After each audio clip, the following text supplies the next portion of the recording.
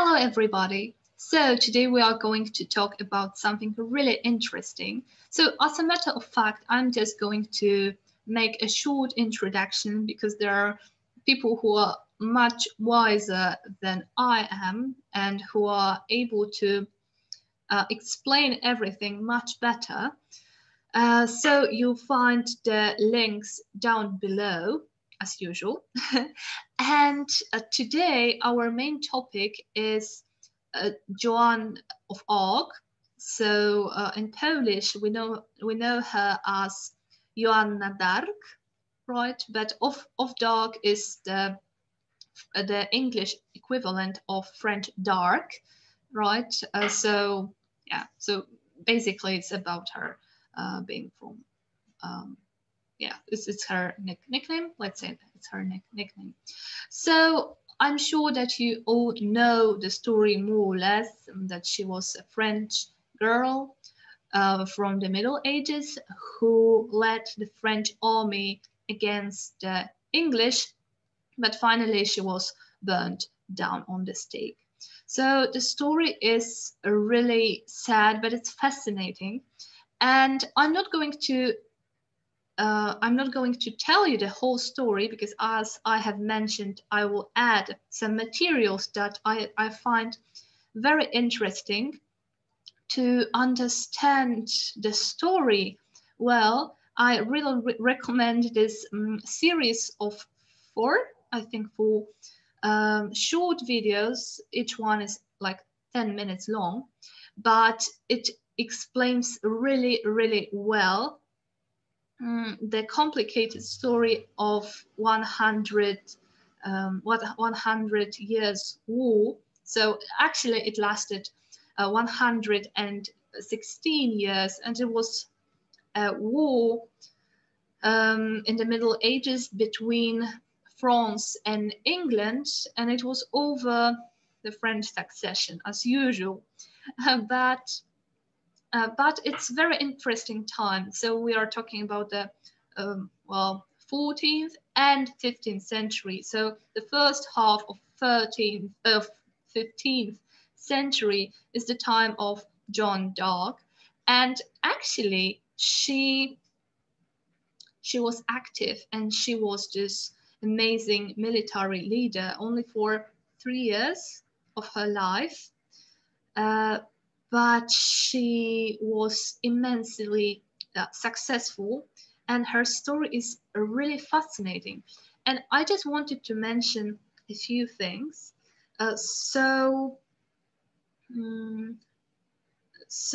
what's fascinating is the fact that we have so much material about her, much more than when it comes to kings or nobles of the time. So we know a lot about her, and I think that the most fascinating thing is the fact that we have the transcriptions from Joan's trials. So as you know, probably she was tried, and it was just a political matter. So she was accused of heresy, and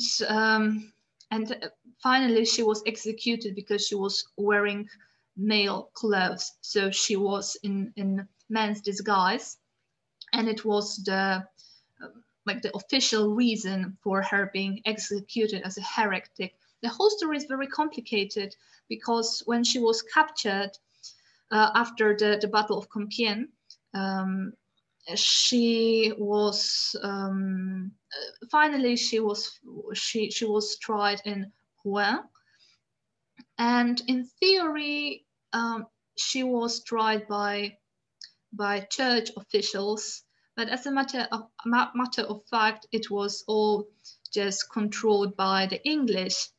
And the reason why they were so against her, it's of course she was a very powerful leader, but also she made the French king Charles the king of France. So I really recommend taking a look at the part about her trial, because it's, of course, it's very sad, but at the same time it's very interesting how they couldn't find anything, any evidence, and so she had to trick her. They had to threaten her, and they even made a mock execution. So she thought she was going to be executed, and they gave her a document to sign with 12 accusations. So like 12 things she was said to do wrong. And she signed it because she was threatened, sorry, and she was forced to do it, but she was illiterate. So it means that she couldn't read or write, so she didn't know what she was signing, and she just signed the document with a cross, as most illiterate people would do. So it's very interesting that a person, she was just a peasant girl. She wasn't educated at all. She couldn't read or write, but she became such a powerful warrior woman, and thousands of Frenchmen followed her, and she was really successful at leading the soldiers and winning the battles with English. So a remarkable person. And what is fascinating is that in the transcripts from the trials, you can find many parts that show how intelligent she was. What is more, because as some of you may remember, she had visions, and she claimed that God, through the saints and angels, was speaking to her and giving her mission to save France. But she wasn't educated, and for the first time before Charles, so the one who wanted to be the king of France and whom she wanted to make the king of France, before he agreed to take her as his general, it's not the right word, but let's say military leader, he sent her to be examined by theologians. So he wanted to be sure that she isn't a witch or a heretic. And they were talking to her, and they were asking her questions to check if she is theologically correct. And she, although she was just 16, young girl with no education, coming from a poor village, she was so intelligent, and she knew so well how to respond to those very complicated questions. And the same thing can be said about the trials. So before her executions, and many people who were witnesses were amazed by her knowledge and her wisdom, and how smart she was, and how she knew what to say to avoid all those, so to speak, theological traps. So this is very uncommon, and it's really fascinating, and we are so lucky to have all these materials after more than 500 years. And well, after her death, so around 20 years after her death, there was a so-called nullification trial, czyli taki anulujący sąd, which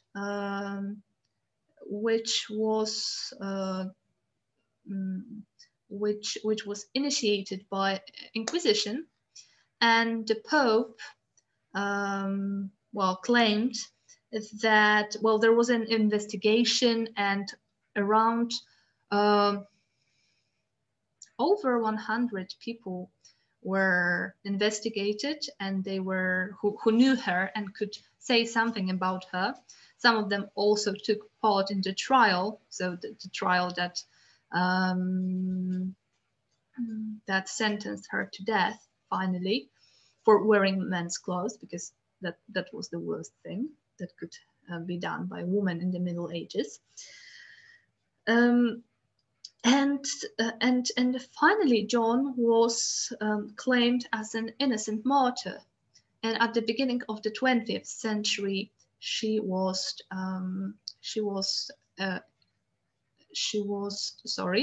announced to be a saint and the patron saint of France. So, is it interesting? Yes, I think it's very interesting. At the same time, it's very, very sad. But, well, the time was very interesting, very hard. And this is truly amazing how Joan of Arc, she remains probably the most popular and most famous and the most fascinating figure of the 15th century. So a peasant teenager, just a girl who commanded the French army and who was able to inspire people, although after many terrible failures and defeats. And some people claim that it's only thanks to her that France is united and there is one big country called France. And the movie so there are many movies about her, but I think that one of the most fascinating is the one with John Malkovich as King Charles, and Mila Jovovich. Sorry, I'm not sure about the first name, but Jovovich as Joan d'Arc, the Joan of Arc. And although we may say that it's not always accurate, I think that what is a real power of this movie is how well the main role is played by Jovovich. She's just perfect as Joan. She's almost crazy, but you can see how powerful she is and how strong her belief is, that she's somewhere on the edge of madness, but she seems to be truly inspired by God. So I hope that this introduction was interesting for you, and I will be very happy if you take a look at the links down below with the description, and they also have some descriptions that may help you. And I think that this illustrated story in 4 parts about Joan d'Arc is very enlightening, because the whole story is very complex. And I really recommend watching the movie that I mentioned. You can find it on the internet for free, so it's an opportunity for you to watch it. And the title is The Messenger, the story of Joan of Arc. But what may help you is just Joan of Arc, 1999. So with John Malkovich and Mila Jovovich. So I hope that you'll enjoy it and that you'll learn something new about Joan d'Arc, because she's such a fascinating figure, really worth getting to know. Thank you so much. See you soon.